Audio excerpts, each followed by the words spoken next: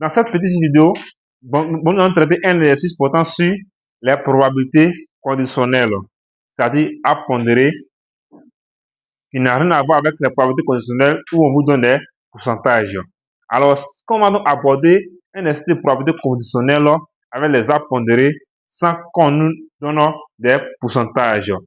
On dispose de deux urnes, U1 et U2, contenant des boules indiscernables au toucher. 1. L'une 1, notée U1, contient 4 boules blanches avec K un entier naturel supérieur ou égal à 1. Et l'une et 3 boules noires. Une 2 contient 2 boules blanches et une boule noire. On tire une boule au hasard dans U1 et on la place dans U2. On tire ensuite au hasard une boule dans U2. On note B1 respectivement R1. On dit là, l'événement, on tire une boule blanche, respectivement une boule noire dans U1. Et on note aussi également B2, respectivement N2. L'événement, on tire une boule blanche, respectivement noire dans U2. 1A. Calcule les probabilités de N1 et de N2 bar B1. B2 bar B1. N2 bar N1 et B2 bar N1. 1B. Démontrer que la probabilité de l'événement B2 est égale à 3K plus 6 sur 4K plus 12. 2. Dans cette question, on prend K égale à 12. Un joueur mise 8 francs et effectue une épreuve. Si à la fin de l'épreuve, le joueur tire une boule blanche de la deuxième une, le joueur reçoit 12 francs. Sinon, il ne reçoit rien et perd sa mise. Soit grand X la variable aléatoire égale au gain algébrique du joueur, c'est-à-dire la différence entre la somme reçue et la mise. 2A. Établir la loi de probabilité de grand X. 2B. Calcule l'expérience mathématique de grand X ainsi que la variance de grand X. C. Interpréter l'expérience mathématique de grand X. Alors, ces apprenants, sans toutefois tarder, nous allons passer à la résolution de l'exercice en répondant question après question. D'abord, on dispose ici deux urnes. Dans la première urne, nous avons 4 boules blanches et 3 boules noires. Dans la deuxième urne, nous avons 2 boules blanches et une boule noire. Maintenant, voici les événements que le test nous définit. Le tirage consiste d'abord à tirer au hasard une boule dans l'urne 1. Si la boule tirée dans l'urne 1, peu importe sa couleur. Une fois qu'on tire une boule dans l'urne 1, cette boule-là, on la place dans l'urne 2. Et ensuite, on tire au hasard une boule dans U2. Alors, voici les événements qu'on définit. Lorsque la boule tirée dans l'une 1 est blanche, on va noter ça B1. Lorsque la boule tirée dans l'une 1 est noire, on va noter ça N1. C'est que vous voyez où on dit on note B1 respectivement N1, l'événement on tire une boule dans l'une 1. Maintenant, si la boule tirée, on note B2. B2, ça veut dire la boule blanche est tirée de l'une 2. Et N2, ça veut dire la boule qu'on a tirée dans l'une 2 là est noire, tout simplement. Donc voici, on nous demande de calculer les probabilités de N2 bar, ainsi de suite. Alors pour ce faire, ces apprenants, nous allons essayer de traduire notre situation sur un pondéré pour pouvoir nous en sortir. Pour ce faire, on va essayer de définir ici nos urnes. On dit l'urne 1, urne 1 est un ensemble de K boules blanches.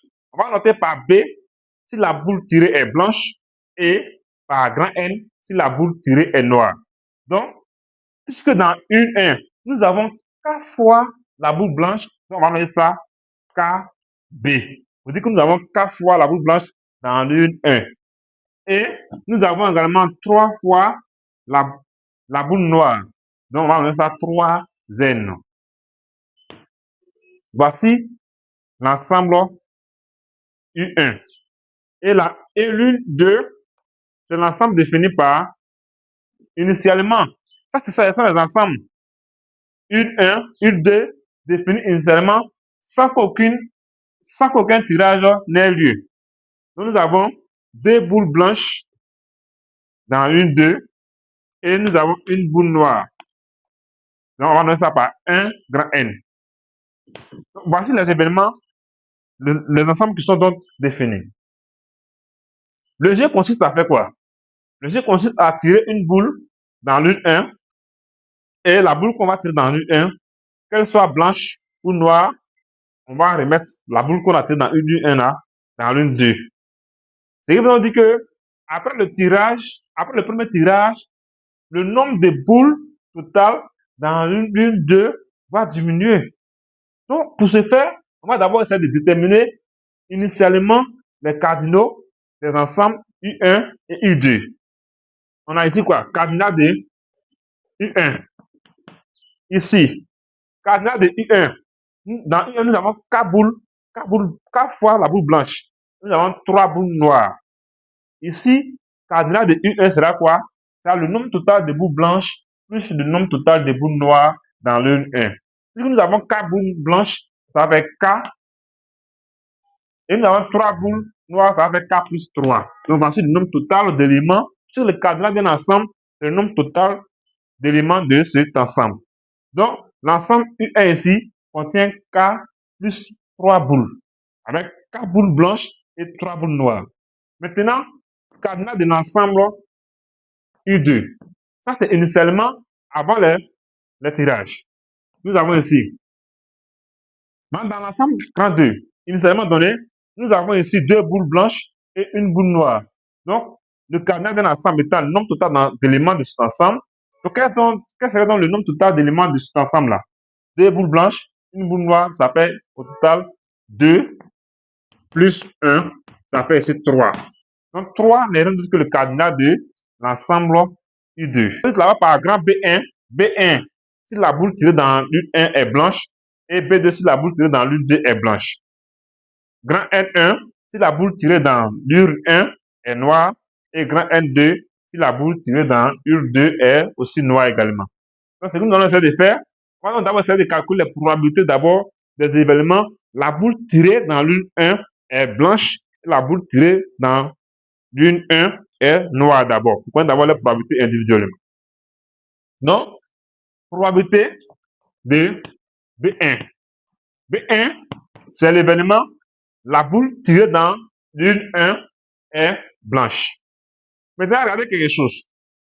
Voici le nombre total de boules dans l'une 1, K plus 3. On a 4 boules blanches.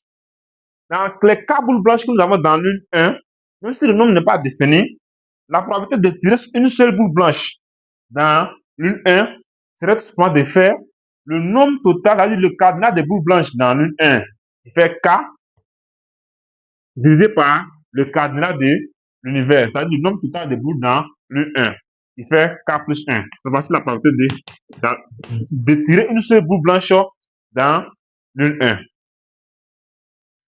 Maintenant, la probabilité de tirer une seule boule noire dans l'une 1.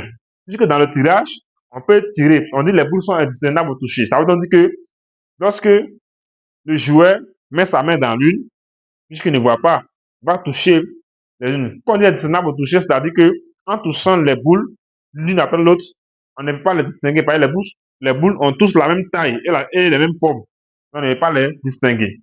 Donc, ça veut donc dire que lorsqu'il va mettre la main dans l'une, puisqu'il ne voit pas dans l'une, il peut tirer une boule noire comme une boule blanche, n'est-ce pas? Donc, ça veut donc dire qu'ici, on va également aussi déterminer la probabilité qui tire dans l'une une boule noire. Donc, on va donner ça par P de grand N1. Grand N1, c'est l'événement tirer une boule noire dans l'une 1. Donc, on a combien de nombres de boules noires dans l'une 1 au total? Nous avons 3 boules noires dans l'une 1. Donc, la probabilité de tirer une seule boule noire dans l'une 1, c'est de faire le cardinal total, le cardinal des boules noires dans l'une 1, divisé par le cardinal de l'une 1 même. C'est-à-dire, si on a 3 boules noires, on va faire 3 divisé par le cardinal de l'une 1, c'est toujours K plus 3. Donc, K plus 3. Alors, probabilité de grand N1 égale ici à 3 sur K plus 3. 3 plus K plus 3. La probabilité de tirer une boule blanche dans l'U1, dans l'U2, dans l'U1 toujours, est à K sur K plus 3. Alors, si vous faites la somme de ces deux probabilités-là, probabilité B1 plus probabilité B1 de N1, vous allez trouver 1. Parce que les deux événements sont contraires. Soit, en mettant la main dans l'U1, la boule tirée peut être soit noire ou bien blanche. Vous voyez que les deux éléments sont contraires. Alors, donc, on va donc seulement déterminer les probabilités qu'ils ont définies. Déterminons probabilité D. D'abord, ils ont dit quoi? B2, B1. D'abord, B2, B1. Alors, l'élément B2, B1, quand vous ouvrez la barre qui est là, on peut donc définir cet événement comme si c'était quoi? Puisque le premier tirage a lieu dans l'U1. On tire la première boule dans l'U1 et on la met dans l'U2. Ça veut donc dire que ça, c'est une probabilité. Ça veut dire que ça, c'est la probabilité de B2 sachant B1. La probabilité de B2 sachant B1, ça veut dire quoi? Puisque B1, B, de toute façon, les boules là sont blanches. Mais B1, ça veut dire que c'est l'événement, la boule tirée est non seulement blanche, mais elle est tirée dans l'U1. Voilà pourquoi on met 1 ici à l'indice. Donc, B2 aussi, c'est également l'événement, la boule tirée est non seulement blanche, mais elle est tirée dans l'U2 au lieu de l'U1. Voilà qu'on note B2. Alors que puisque le tirage se fait d'abord dans l'U1, une fois qu'on tire dans l'U1, on remet ça dans l'U2, avant d'effectuer le tirage de l'U2 maintenant, qu'est-ce que nous avons fait? Ça veut dire que cette probabilité-là, elle serait définie seulement si quoi? Ça, c'est la probabilité d'avoir tiré une boule blanche dans l'U2, sachant que le premier tirage a été déjà effectué.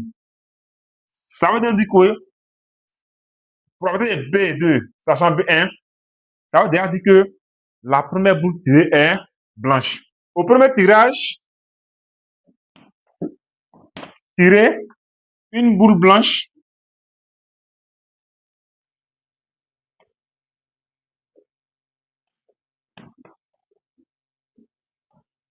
dans U1. Si dans le premier tirage, si c'est une boule blanche que nous avons tirée dans U1, alors le cardinal de U2 va changer. On nous dit que lorsqu'on tire une boule dans U1, on met ça dans U2 avant d'effectuer le deuxième tirage dans U2. Ça veut dire que si la boule tirée, si la boule dans l'U1 est blanche, puisqu'on va remettre cette boule là dans l'U2, ça veut dire que U2 là va donner quoi? L'ensemble U2 maintenant va donner, puisque la boule qu'on a tirée dans l'U1 là-bas est blanche, et on va l'ajouter dans l'U2, c'est le nombre de boules blanches dans l'U2 là qui va augmenter. Et le nombre de boules noires dans l'U2 là va rester intact. Au lieu de 2 boules blanches dans l'U2, on va se trouver avec 3 boules blanches dans l'U2 et une seule boule noire. C'est ce que ça veut dire. Ça veut dire que le nombre total de boules maintenant dans l'U2 serait quoi? 3 boules blanches plus une boule noire qui fait 4 boules au total. Dans ce cas, la probabilité de cet événement-là, c'est tout simplement la probabilité de P2 bar B1. Ça, c'est la probabilité maintenant de tirer maintenant une seule boule blanche dans l'U2. Sachant que le nombre de boules blanches dans l'U2 a augmenté. Si on a maintenant 3 boules blanches dans l'U2, la probabilité de tirer une seule boule blanche dans cette U-là maintenant serait le cardinal de boules blanches dans l'U2 maintenant, qui est 3, divisé par le cardinal de l'U2 qui est devenu 4.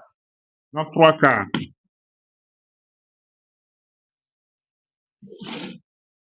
Maintenant, on va maintenant rester dans ce même premier tirage-là pour déterminer la probabilité de N2 sachant B1.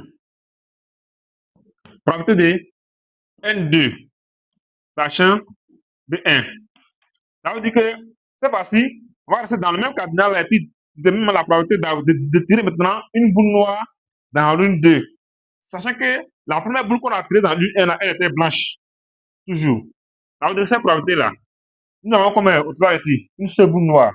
Donc, le nombre total de boules noires dans l'une 2, c'est comme 1. 1 divisé par quoi?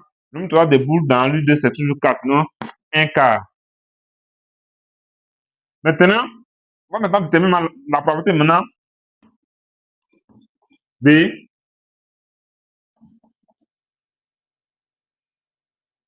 B2 sachant N1. Voilà, ça c'est ça le cas événement. La probabilité de B2 sachant N1, ça veut dire tout simplement que la boule qu'on a tirée dans l'une 1 n'est plus blanche, mais elle est plutôt noire. Si on a tiré, si le trait que nous avons effectué dans l'une 1, c'était le trait d'une boule noire, ça veut donc dire que maintenant, en revenant maintenant dans l'une 2 ici, si on va rajouter ça dans l'une 2, cette fois-ci, le nombre de boules blanches dans l'une 2 là va rester intact et c'est le nombre de boules noires dans l'une 2 qui va augmenter. Si on a tiré une boule noire dans l'une 1, je veux donc dire que le cadenas de, ici, tirer une boule noire dans U1, le cadenas de U2 devient. U2, l'ensemble U2 devient, on aura toujours des boules blanches. Mais cette fois-ci, puisqu'on a déjà tiré une boule noire maintenant dans l'U1, et on va ajouter dans l'U2, le nombre de boules noires maintenant va passer de 1 à 2. Donc 2 boules noires. Alors, la probabilité maintenant d'avoir, de tirer maintenant une seule boule blanche. Ça sachant que la première boule qu'on a tirée dans une là-bas est noire. Dans simplement, le cadenas des boules blanches dans l'une 2 maintenant, qui est 2, divisé par le cadenas total de l'une 2 qui est toujours 4. 2 boules blanches plus 2 boules noires, ça fait 4. Donc, 2 quarts. Donc, 2 quarts, ça fait 1 demi. On va cette probabilité. Bon, puisqu'on a autant de boules blanches maintenant que de boules noires dans l'une 2, les deux auront forcément la même probabilité, les mêmes chances d'être tirées. Donc, par conséquent, la probabilité maintenant de N2, sachant N1, est simplement égale aussi à 1 demi. Alors, ces apprenants, à travers donc toutes ces informations, on continue notre à pondérer. Ici, ça c'est le premier tirage dans une 1. Et ici, là, c'est le deuxième tirage dans une 2, le deuxième tirage dans une 2. Si la première boule qu'on a tirée dans une 1, elle est blanche, donc on met ici B1. Et ici, N, grand N1. On met ici B2, grand N2, B2, grand N2. Ça veut dire quoi?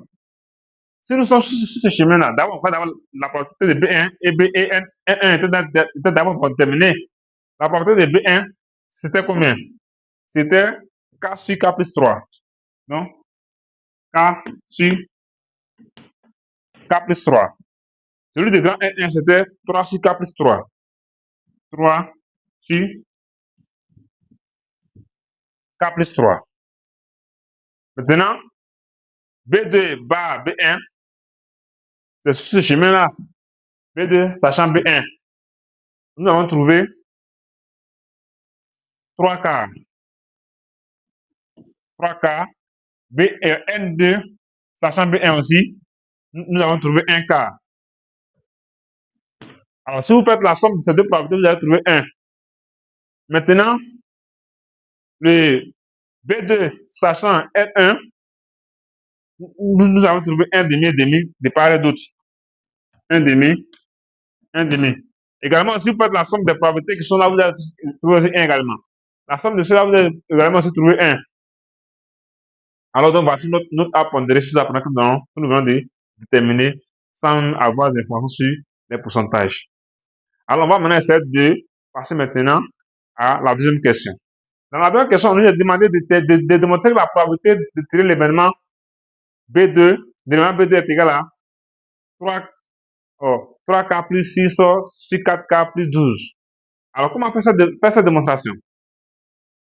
On nous demande de démontrer que la probabilité de tirer une boule blanche dans l'une 2 est égale à 3K plus 6 sur 4K plus 12. Alors, comment on donc calcule cette probabilité?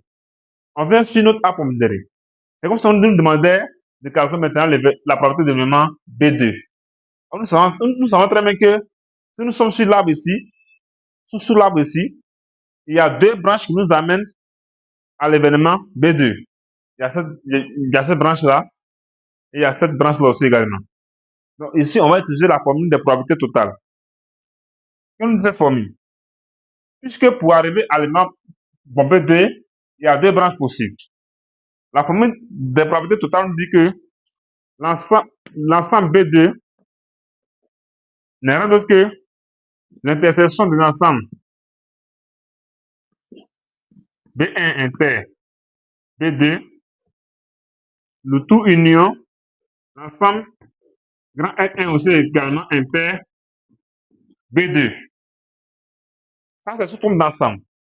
Avec les probabilités maintenant, ça va devenir probabilité de B2 c'est égal à la probabilité de B1 inter B2. Si c'est l'union avec probabilité, ça devient plus probabilité de grand N1 inter B2. Voici les deux sous-ensembles qui est là. Alors, la question que nous devons nous poser, quelle est donc la probabilité de B2, B1 inter B2 et N1 inter B2? Nous allons donner sur la figure. Alors, on nous a dit quoi? Lorsque nous prenons un chemin, les événements que nous rencontrons sur ce chemin-là, sur cette branche-là, ici, on trouve ici la probabilité de leur intersection. C'est-à-dire, la probabilité de B1 inter B2 là-bas. Ici, c'est la probabilité de B1 inter grand N2. Ici, nous avons la probabilité de B de N1 à donner inter B2. Et ici, enfin, nous avons la probabilité de N1 inter N2. Alors, et la probabilité, on dit quoi? La probabilité de l'intersection des événements qui sont sur quoi? Sur un même chemin est égale au produit des probabilités des événements que l'on rencontre sur ce chemin. Ça veut dire quoi? Si la probabilité d'événement B1 inter B2 sur ce chemin-là, il y a la probabilité de l'événement B1 qui est là, multiplié par la probabilité de l'événement B2 qui est là-bas. C'est ce que ça veut dire. Donc, si nous, en partant de cette base-là, on va se rendre compte que la probabilité de B2 serait égale à quoi? B1 inter B2, ça sera la probabilité de l'événement B1 d'abord, multiplié par la probabilité de l'événement B2 bar B1. C'est-à-dire la probabilité de B2 sachant B1. Vous voyez maintenant? Plus la probabilité de grand N1 inter grand B2, la probabilité de l'événement grand N1 inter grand B2, ça va faire quoi? Je vais utiliser la même méthode. N1 inter B2, c'est le chemin qui est là. Ça va faire le produit des probabilités de N1 par B2 sachant N1. C'est-à-dire probabilité de N1 fois probabilité de B2 sachant N1. Vous voyez ça? Or, ces probabilités-là sont déjà tous calculées. B1, ça fait K sur, donc on va ici, K sur K plus 3, multiplié par probabilité de B2 sachant B1, c'est 3K. Donc 3K. Plus ici, probabilité de N1, ça fait 3 sur K plus 3, multiplié par probabilité de B2 sachant N1, est égal à 1 demi. Nous avons ça. Alors, en multipliant, nous allons avoir ici 3K sur 4K. Puisqu'il y a un facteur qui est là, 4 fois K, ça fait 4K. 4 fois 3, ça fait 12. Plus ici maintenant, 3 fois 1, ça fait 3. Sur 2 fois K, ça fait 2K. 2 fois 3, ça fait 6. Voyez ce que nous obtenons. Alors qu'on nous dit que le résultat final doit être comme 3K plus 6 sur 4K plus 12. Comment avoir cela à partir de cette relation? Je vois ici que le dénominateur de la première fraction est égal à 2 fois le dénominateur de deuxième fraction. Si je mets un 2 en partant ici, je vais aboutir tout simplement au dénominateur de la deuxième fraction. Donc, je vais multiplier de part et d'autre, c'est-à-dire que le numérateur et le dénominateur par 2 et pour avoir le même dénominateur. Pour mettre ça aussi, vous pouvez utiliser la méthode classique en faisant ça, fois ça, plus ça, fois ça sur les produits. C'est la même chose également. Mais ça, c'est une méthode très simple. J'écris d'abord 3K sur 4K plus 12. Ici, je vais multiplier le numérateur et le dénominateur par le même coefficient. Donc, plus 2 fois 3 sur 2. En multipliant tout ce qui est au dénominateur ici par 2, j'aurai tout simplement 4K. 2 fois 6, ça fait 12. Ouais. On va voir ici 3K sur 4K plus 12. Plus ici, 2 fois 3, ça fait 6. 6 sur 4K plus 12. Alors finalement, on se retrouve ici avec la probabilité de l'élément B2. Finalement, que ici, on voit que les deux fractions là ont le même dénominateur. Donc, on va garder le dénominateur commun qui est 4K plus 12. Les 4K plus 12, on a fait la somme des numérateurs, c'est-à-dire 3K plus 6. Alors, chose apprenant, nous venons donc déterminer la démonstration.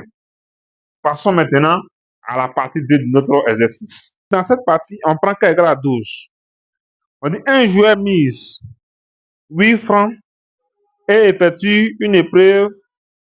Si à la fin de l'épreuve, le joueur tire une boule blanche de la deuxième une, le joueur reçoit 12 francs. Sinon, c'est-à-dire s'il tire une boule noire de la deuxième une là, il ne reçoit rien et perd sa mise. C'est-à-dire il perd les 8 francs qu'il a gagnés. Donc, il perd d'abord sa mise, c'est-à-dire les 8 francs qu'il a misés. Alors, on dit que X est la variable aléatoire égale au gain algébrique du jeu. C'est-à-dire la différence entre la somme reçue et la mise. Il a déjà misé 8 francs. On établit la loi de probabilité de X.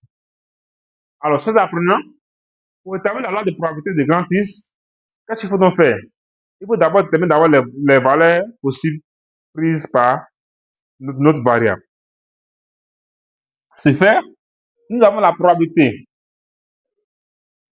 grand B 2 qui est de l'ordre de 3K plus 6 sur 4K plus 12. Alors, B2, c'est un événement, la boule tirée dans l'une 2 est blanche. Alors, N2 sera l'événement, la boule tirée dans l'une 2 est aussi noire.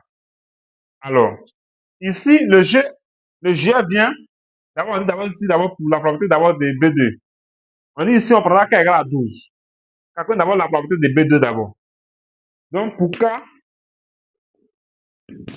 égale à 12, probabilité de B2 égale à 3 fois 12 plus 6.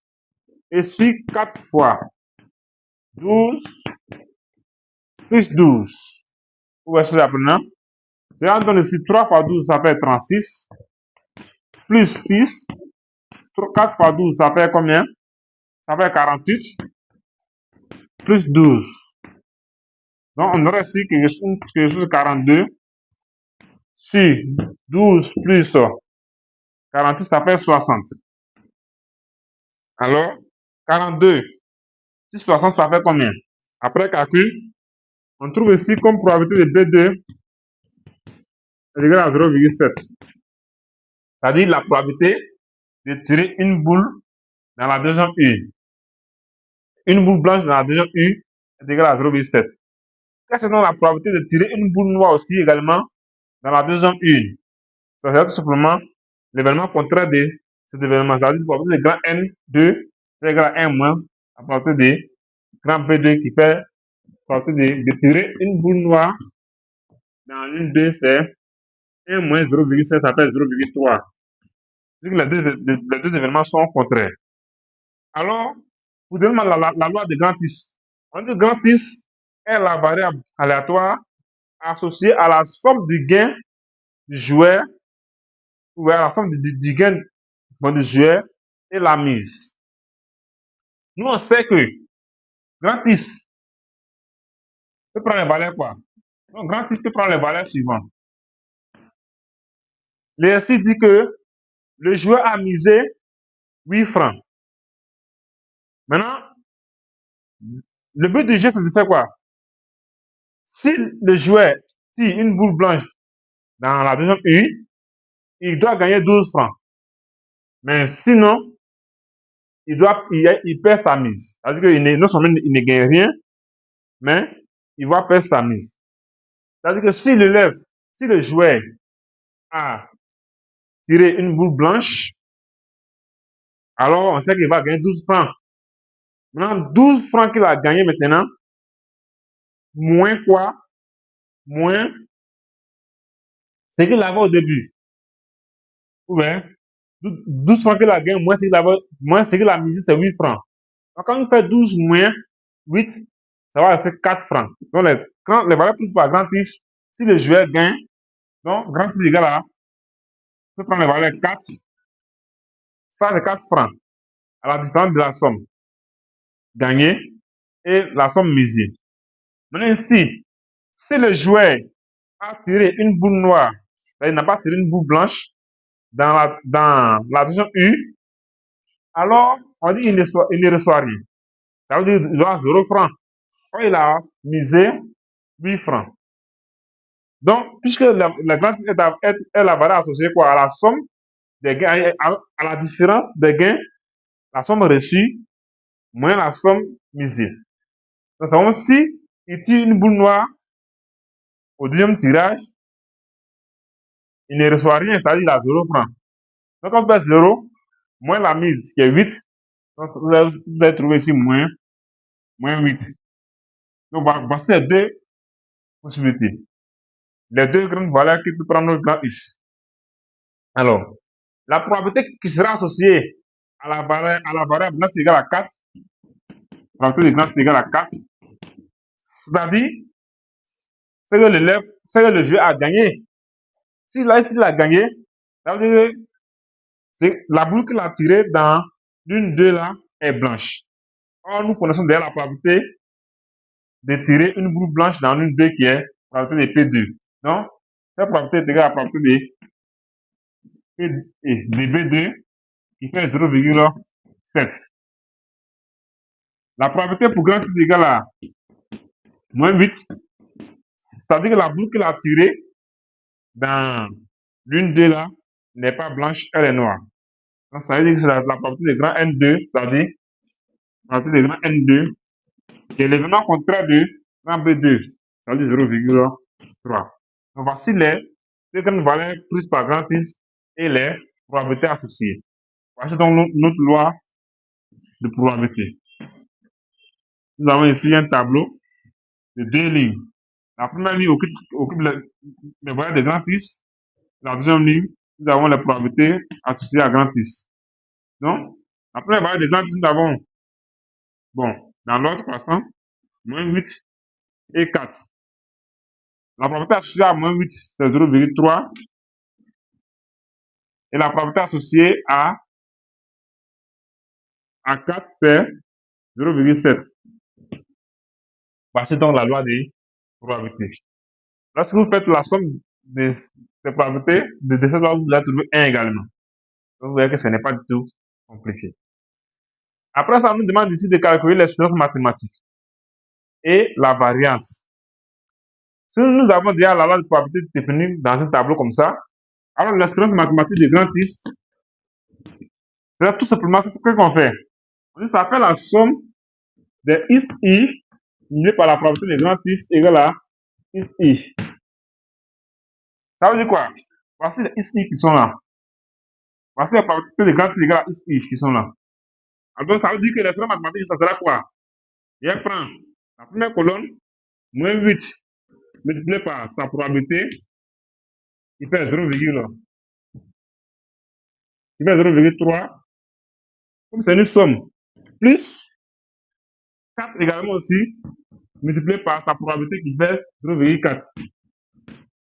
Et on va se retrouver avec une expérience mathématique définie par l'expérience mathématique ici égale à 0,4. Nous apprenons. Voici l'expérience mathématique qui est là. Et on a demandé également aussi de déterminer la variance. Notez bien ici. Alors, la variance, c'est dit que, avec cette loi de probabilité, la somme de xi carré multiplié par la probabilité de grand est égale à xi. Ça, nous apprenons. C'est ce que nous allons essayer de faire. Ça veut dire que si je prends par exemple maintenant la première colonne, si nous considérons ici la première colonne, la première valeur de xi c'est moins 8. Donc si nous faisons moins 8, et le mot carré, multiplié par la probabilité de moins 8 qui fait 0,3, comme c'est une somme en main ici, plus la deuxième valeur de xi c'est 4. Donc 4 au carré, multiplié par la probabilité de quand c'est égal à 4, il fait 0,7.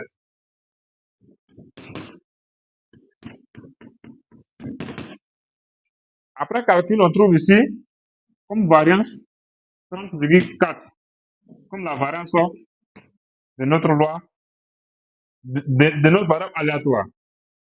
Alors, ces apprenants, après avoir déterminé, on va répondre à la question 2B, on va maintenant répondre à la toute dernière question.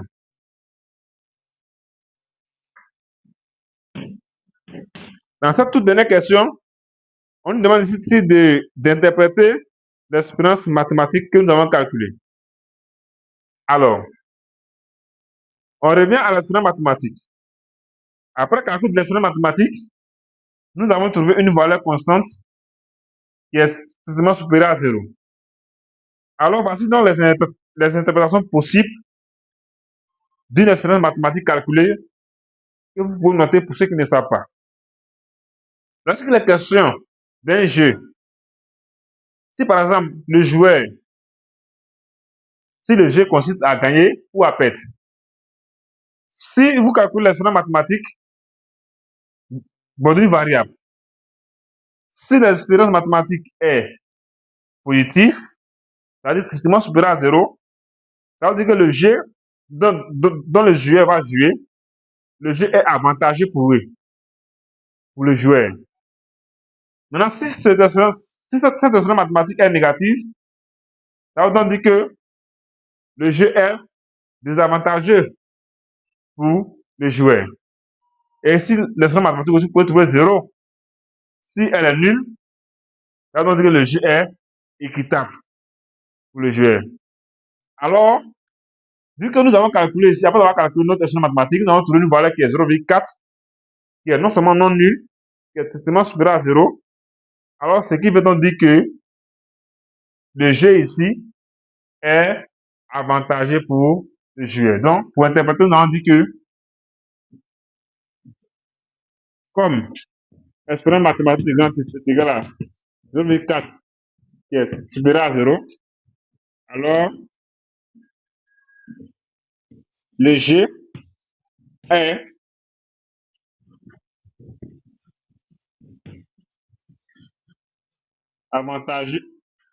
avantageux pour le joueur. Tout simplement. Alors, chers apprenants, voilà, bon, nous sommes au thème de notre vidéo. Si vous avez aimé, n'oubliez pas de liker et de nous faire savoir dans les commentaires.